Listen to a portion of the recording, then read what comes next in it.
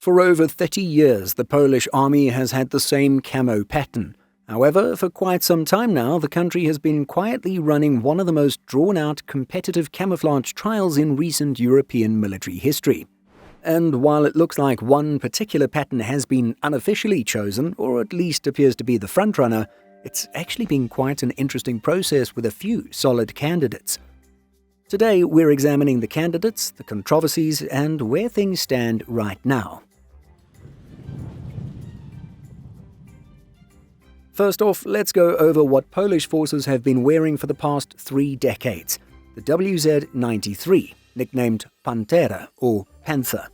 This pattern has some similarities to the ubiquitous US M81 Woodland, but has more rounded shapes.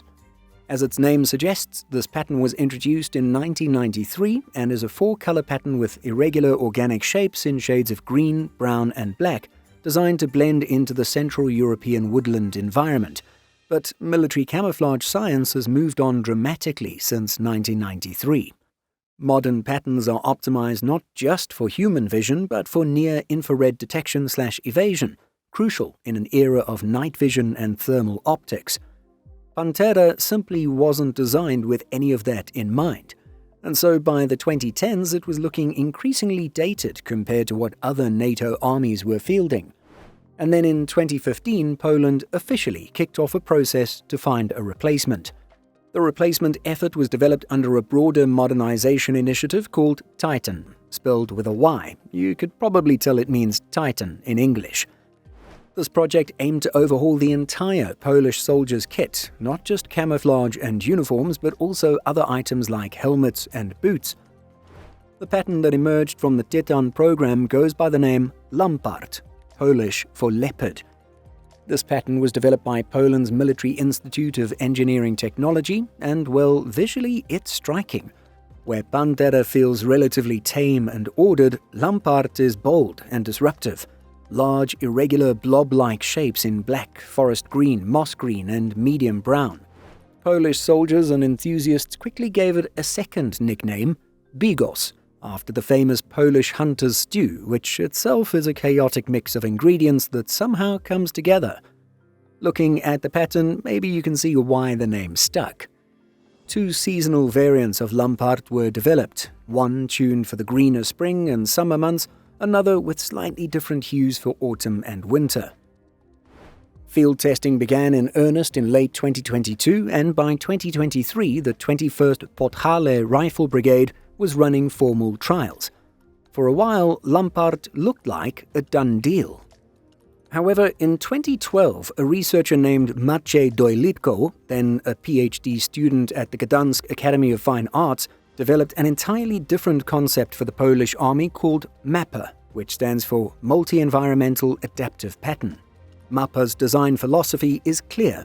It layers macro and micro patterns on top of each other to create a visual depth effect, almost giving the illusion of 3 dimensions when viewed from a distance.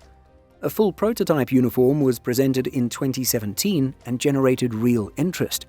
However, the Polish army ultimately concluded that MAPA wasn't performing as well as other options in field conditions, and it was dropped from official consideration. To be more specific, the Armament Inspectorate stated that, in terms of the new MAPA camouflage pattern, the tests carried out indicated a lower masking effectiveness compared to other designs, including those developed as part of the Titan work.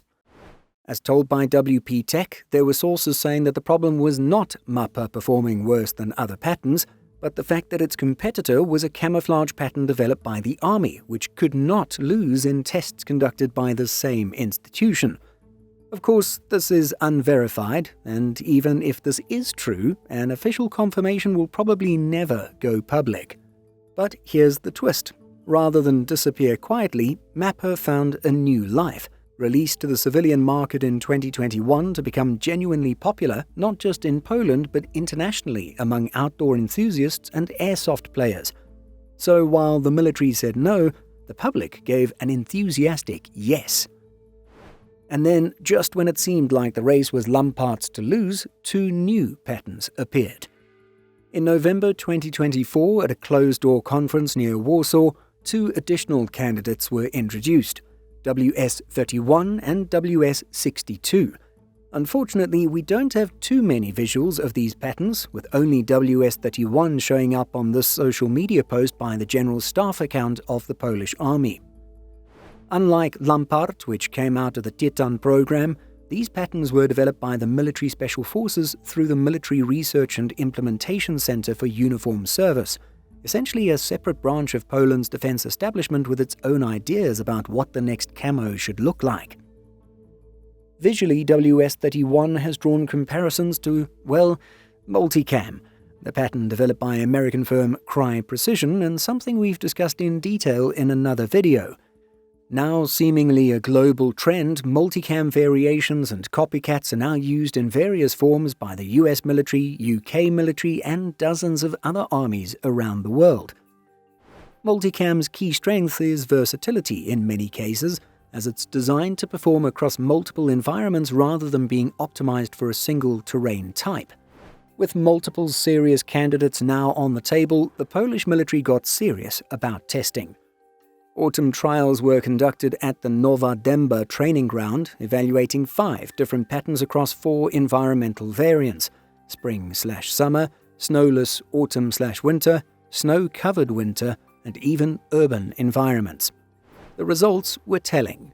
According to the Armed Forces Support Inspectorate, the multi-terrain patterns, meaning WS31 and its sibling, performed best in the autumn conditions tested. Spring and summer testing was planned to follow, with a formal recommendation to come once all seasons had been evaluated. Then, in January 2025, something interesting happened. A procurement notice appeared from the 31st Military Economic Unit in Skierz, calling for prototype uniforms with an optional follow-on order specifying the WS31 pattern specifically. It wasn't an official declaration of a winner, but it appears to be a fairly strong signal if you ask us. So where does all of this leave us?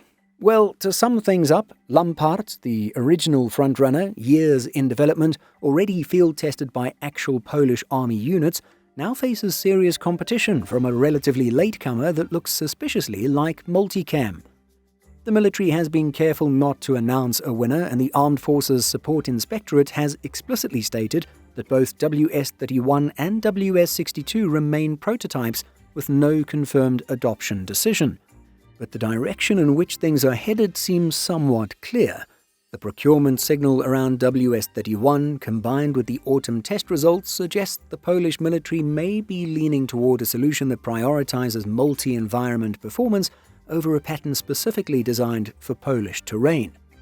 The story of Poland's camouflage trials is ultimately a reminder of what military modernization looks like in practice. Slow, contested, full of competing interests and institutional inertia, but also genuinely rigorous. They've tested multiple patterns across multiple seasons and environments. They've listened to feedback from units in the field. They clearly haven't rushed into anything. Whether the final answer is Lampart, WS31, or something else entirely, Poland will hopefully field a new pattern in the near future. So, what do you think of Poland's camouflage selection process? Which pattern do you like the most, and which pattern do you think will ultimately be chosen? Do let us know by leaving a comment.